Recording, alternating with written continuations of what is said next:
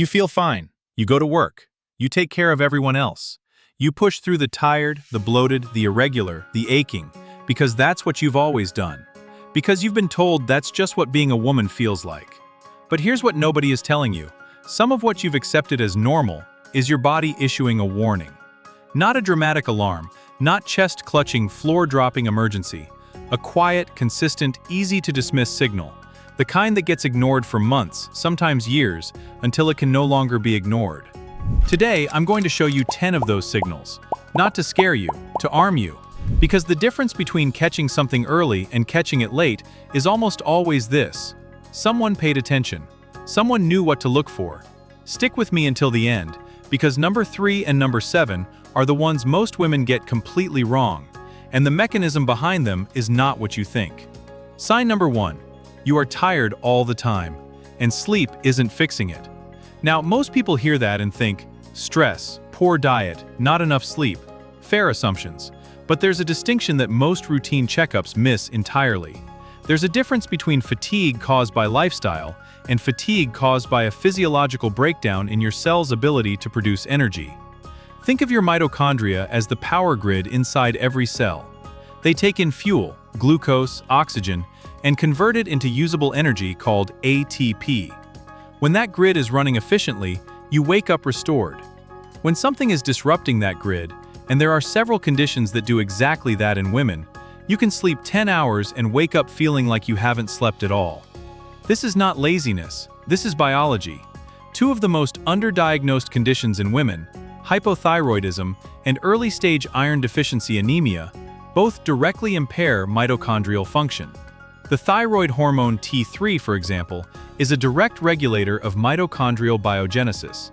When T3 is low, your cells produce less energy. Research published in the journal Thyroid found that even subclinical hypothyroidism, where your TSH is technically within range but trending abnormal, is associated with measurable fatigue, cognitive slowing, and reduced exercise tolerance in women. Here's the problem. The standard TSH cutoff used in most labs misses a significant portion of symptomatic women.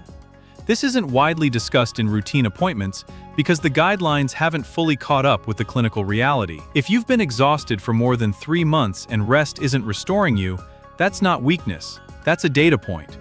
Sign number 2. You're losing more hair than usual, and you've been chalking it up to stress or age. Sometimes that's accurate, but sometimes the hair follicle is acting as a messenger, and nobody's reading the message.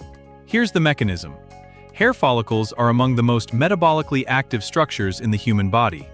They cycle through phases: growth, transition, rest, and this cycle is exquisitely sensitive to hormonal and nutritional status.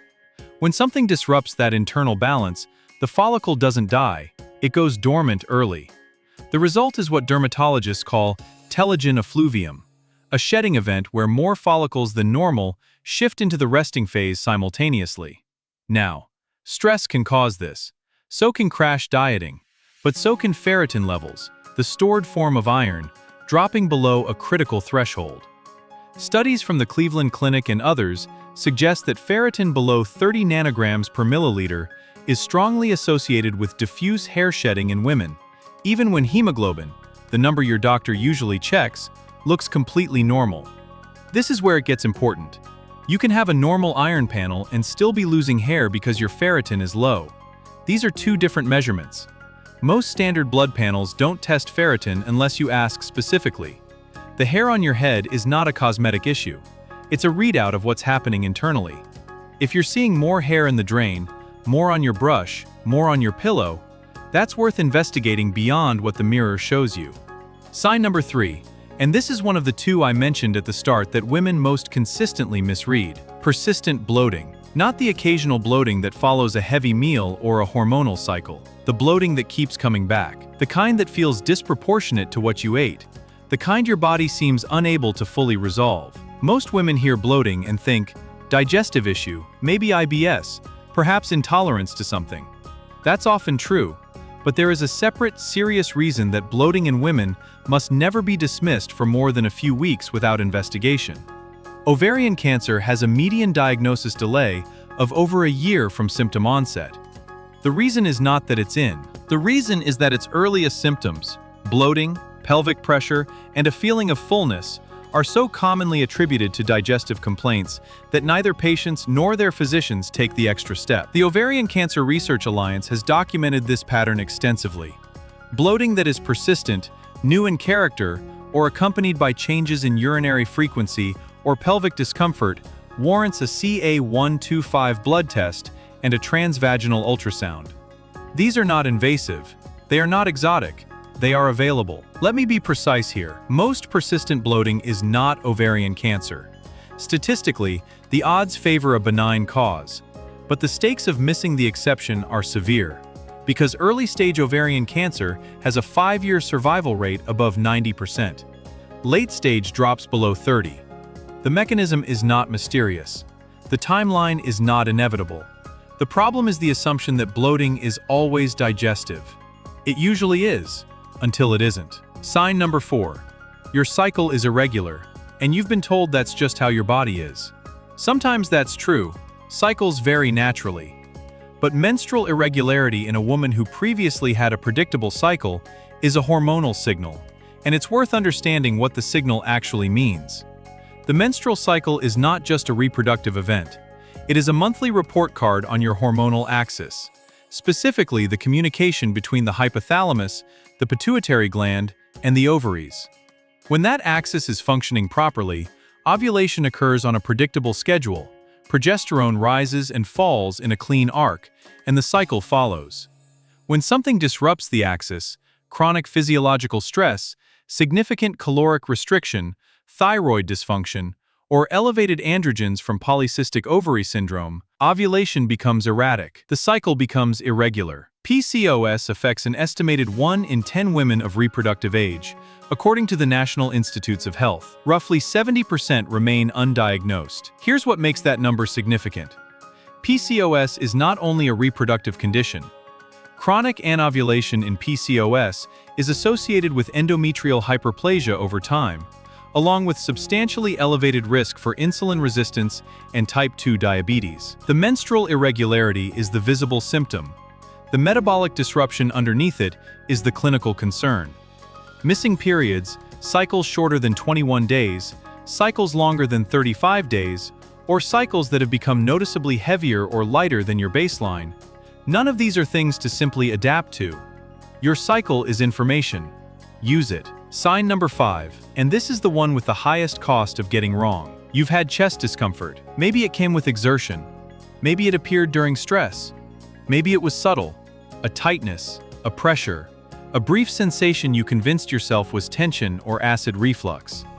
Here is what cardiovascular medicine has established clearly, and what remains dangerously undercommunicated. Heart disease is the #1 cause of death in women in the United States. It kills more women than all cancers combined. And women's cardiac symptoms do not look like the textbook presentation built around male patients. Men tend toward the classic: sudden, crushing, left arm radiating chest pain. Women present differently: jaw pain, back pain, nausea, fatigue, a vague, non-specific chest tightness that comes and goes. A study published in the Journal of the American Heart Association found that women under 55 are significantly more likely to be sent home from emergency departments without a cardiac workup compared to men presenting with similar symptoms. The mechanism of their disease is also different. Women are more likely to have microvascular dysfunction, where the small coronary arteries are involved rather than the large blockages visible on a standard angiogram. This isn't well reflected in the screening algorithms most women encounter. If you are experiencing new, unexplained chest discomfort, especially with physical exertion, especially with shortness of breath, especially alongside any of the other signs in this video, do not wait. Do not self-diagnose it as anxiety. Get an ECG. Get a stress test. Ask a cardiologist specifically about microvascular disease. Your heart does not forgive assumptions. Sign number 6. Joint pain that you've attributed to aging or overexertion. But that is occurring in a woman under 40. Here's why this matters biologically. Autoimmune diseases disproportionately affect women. Approximately 78% of all autoimmune disease cases occur in women, according to the American Autoimmune-Related Diseases Association. The reasons are complex: estrogen's influence on immune activation, genetic factors on the X chromosome. But the practical reality is this.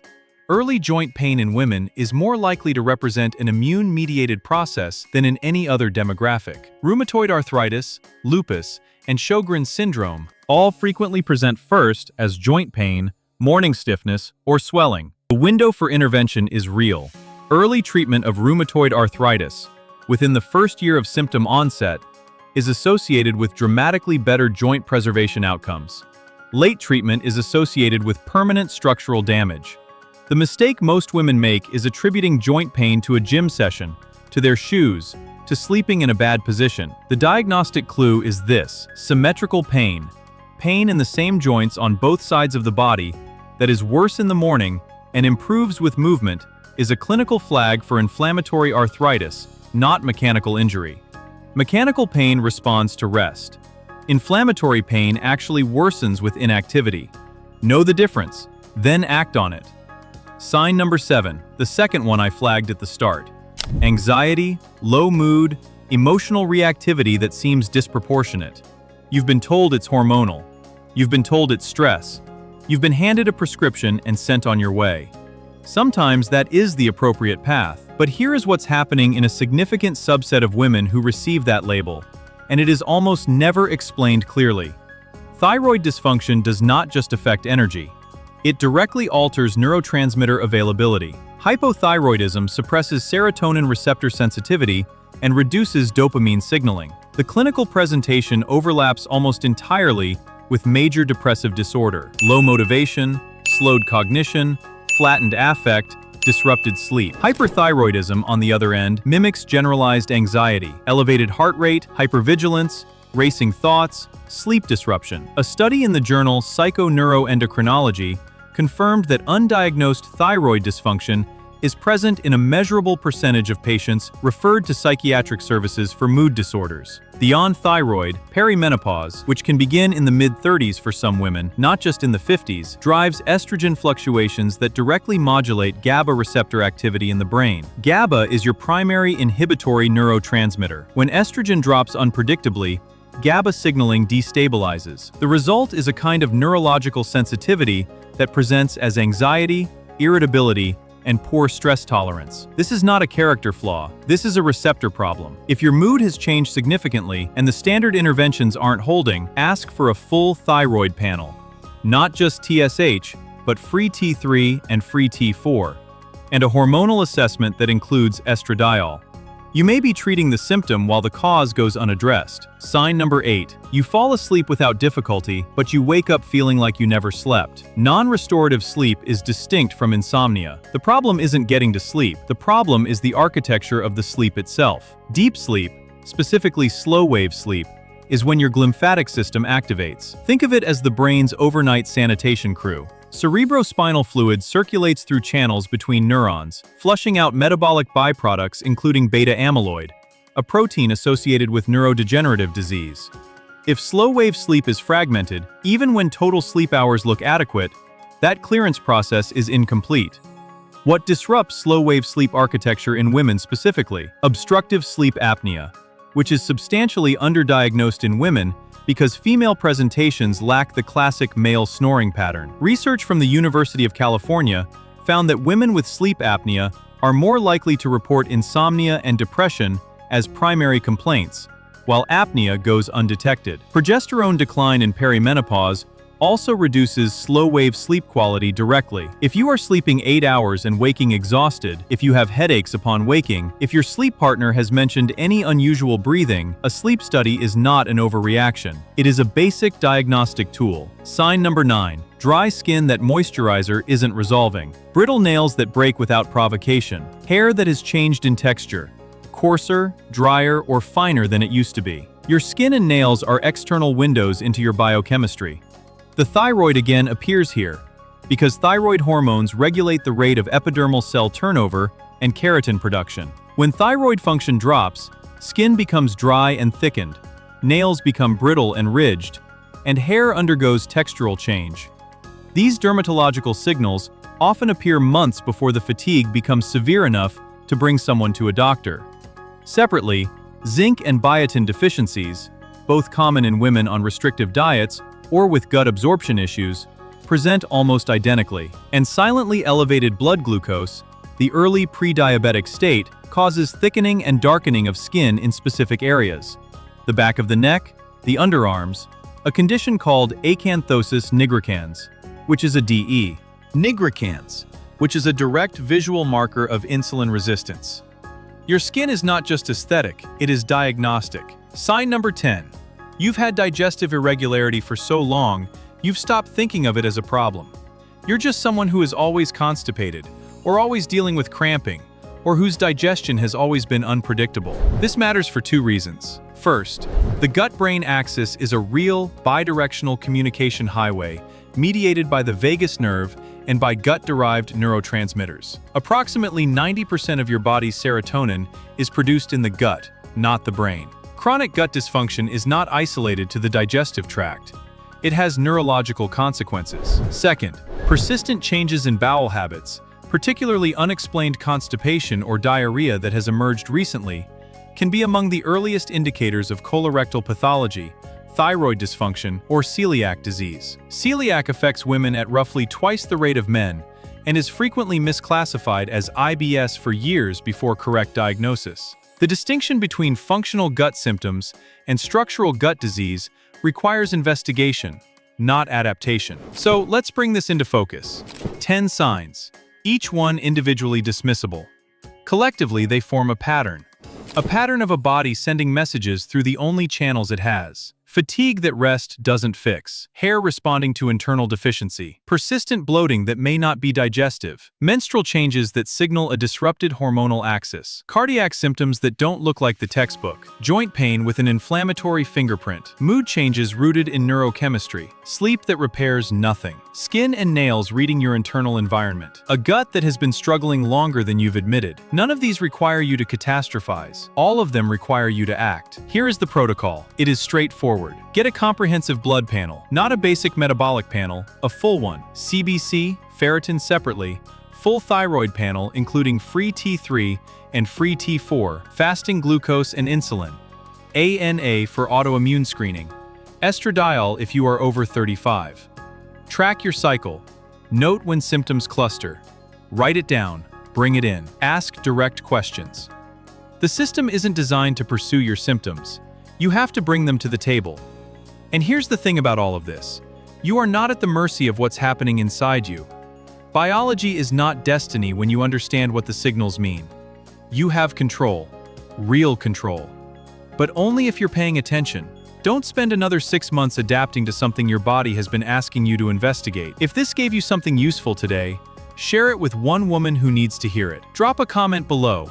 Which of these have you been dismissing? And if you want to understand what's actually happening inside you at a biological level, not the oversimplified version, the real one, subscribe.